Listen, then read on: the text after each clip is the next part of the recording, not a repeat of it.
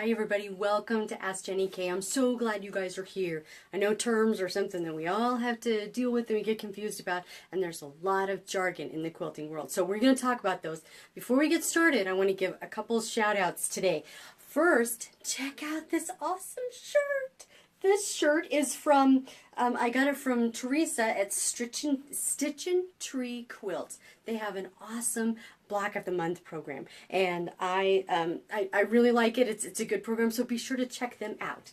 The other people that I want you to check out is Hickling Cottage Crafts on Instagram, because look what they made me. Look what they made for me. This is like a plushie of my logo, and they made it so that I could take it to video shoots and I could, hide it in places, so it'd be like behind the plant or something like that. So when you're watching my videos, be sure to check and see if you'll see them hiding there. Okay, that's really fun. Sorry. All right, just being a goofball.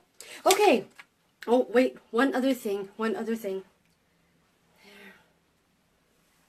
It's beautiful, isn't it?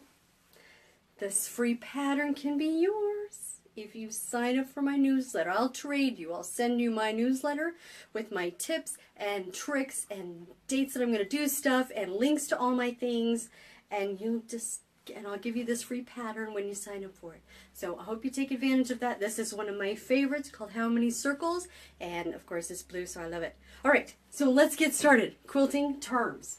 First thing, let's see. I have a list here, so I want to make sure, and chime in if there's terms that you're wondering, what does this mean, or that doesn't make any sense. Okay, be sure to ask what those are. All right, so first one, BOM, Block of the Month. Ha.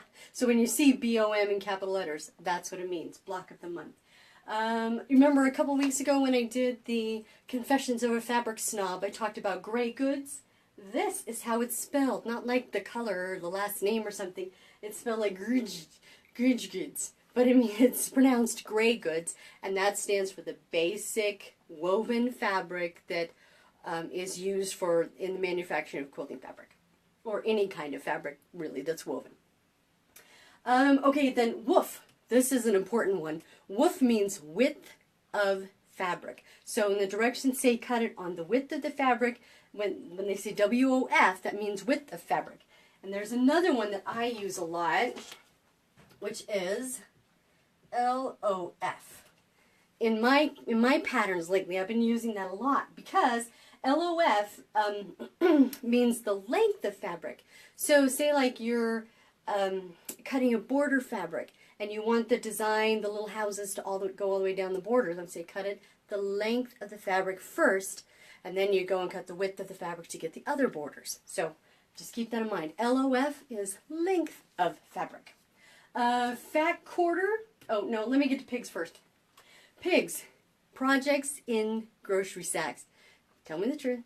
How many of you have projects sitting in grocery sacks? I know you do, although you've seen mine. So mine are like pits. They're project in tubs. Okay, so you've seen my project in tubs. I got WOF with the fabric. Oh, HST. HST, half square triangles. So let me show you here. Half square triangle, it just means that you have a square and you're going to divide it into two triangles. Half square triangle. I mean, it really makes sense, doesn't it? Okay, you got it. All right, so then let's see. I got half square triangles, length of fabric, width of fabric. Oh, wombat. I know we've all had these, right? Waste of money, batting, and time. There's nothing you can do with that, but just donate it. Finish it, donate it, let somebody else do it, right? Or be done with that thing. So we've all had a few wombats. Or waters. You just want to wad them up, throw them away. Goodbye. I'm done with you. We've all had those. All right, so let me talk about fat quarters and fat eighths. I'm going to draw you a little diagram here. Nice, these guys.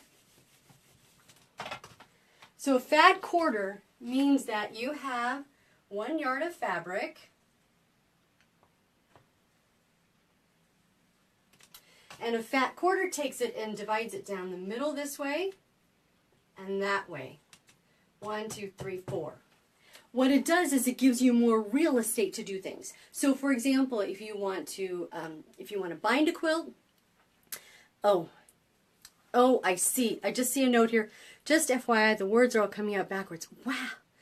That is pretty special. I don't know how I did that, but let me just talk now. Thank you, Judith Ann, for letting me know that. How embarrassing. All right, well, this is live, so what are you going to get? Okay, so this would be fat quarters, because you've divided it and you've got, the quarters are bigger, right? Instead of if we did little strips like this, it would take up more space. A fat eighth is half of a fat quarter. So it's divided like that, I believe. I believe I'm correct on that. So that would be a fat eighth, what a fat eighth is going to look like. All right, so there's a couple more that I just wanted to talk about. You guys know UFO, right? A UFO would be an unfinished object. Or I like pigs. Pigs works.